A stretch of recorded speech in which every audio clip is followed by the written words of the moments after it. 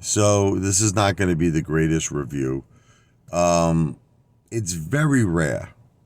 Okay, I am a big movie like lover. I love movies, and I get great pleasure out of just watching a movie, eating my popcorn, eating my nachos and cheese, pretzel bites, and I have to tell you, in the history of my whole life, this is the first movie I fell asleep to.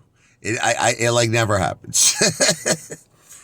Insidious, the new Insidious. So it's just a movie has to have something, whether it be a great storyline, a great screenplay, something very just that keeps your attention, something that's just really exciting, something the characters are great, the shock factor, it's scary, you know what I mean, you jump out of your seats.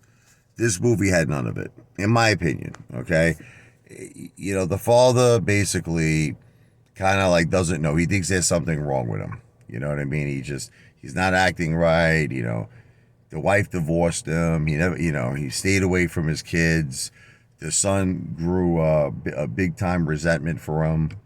I know the father, he just lost his mother.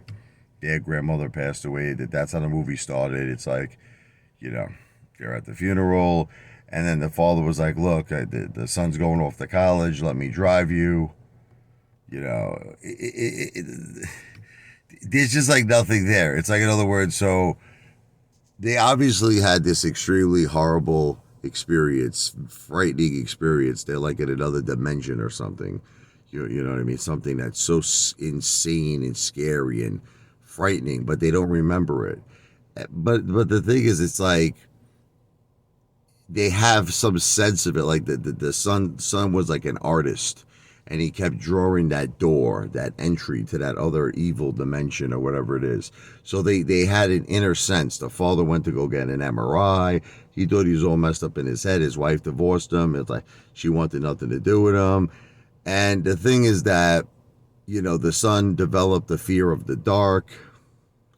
He ended up thinking he was going to get a guy as a roommate. He wound up getting this girl as a roommate. It was hysterical because her name was Chris. I guess he didn't want a girl because he wanted to do his own thing. But anyway, that's another story. But this girl seemed to like kind of like him, and he was telling her, "Look, I get these crazy thoughts. I can't explain it." They went to like a party, and there was an incident where someone died, and like he started. It's almost like he's seeing ghosts. He's seeing the kid who died at the frat party, and he's like throwing up. It looks like a monster. But the thing is that it to me the effects were so cheesy. Like like when you have movies that have really scary effects, and then when you have movies that just have these really corny, like very predictable, cliched, freaking, you're in the room, and like a blanket, someone comes to you, like very cliched, horrible effects, and it just kept drawing out like that. It was just boring, and next thing I knew, I just fell asleep. That's it.